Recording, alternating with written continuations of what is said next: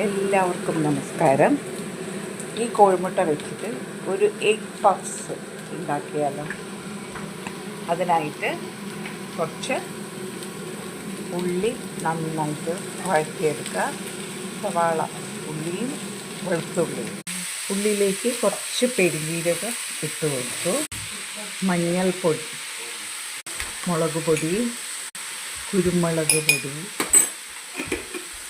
ഇന്ന് ഞാനല്ല ഉണ്ടാക്കുന്നത്, എൻ്റെ മോളാണിത് ഉണ്ടാക്കുന്നത്. വേണമെങ്കിൽ കുറച്ച് ചെറുനാരങ്ങ നീരും ഒഴിക്കുക. കുറച്ച് മല്ലിയില ഇട്ട് കൊടുത്തു. മസാല റെഡിയായി.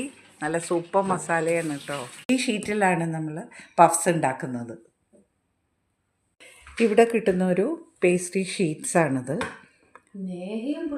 നമുക്ക് കുറച്ച് ഗാർഡനൊക്കെ കാണാം.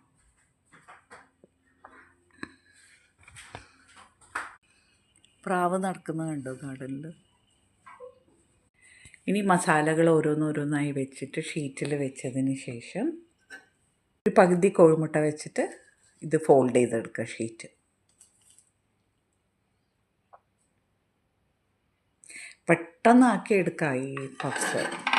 കാരണം ഈ ഷീറ്റ് നമ്മൾ ഉണ്ടാക്കുന്നില്ലല്ലോ, അത് നമ്മൾ ഷീറ്റ് വാങ്ങിച്ചതുകൊണ്ട് പെട്ടെന്ന് നമുക്ക് ഈ കോഴിമുട്ട പഫ്സ് ഉണ്ടാക്കിയെടുക്കാം.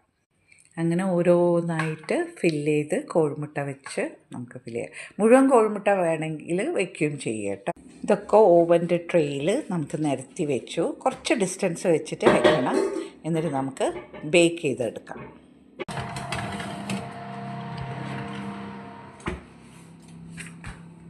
ഓവനിൽ വെച്ചു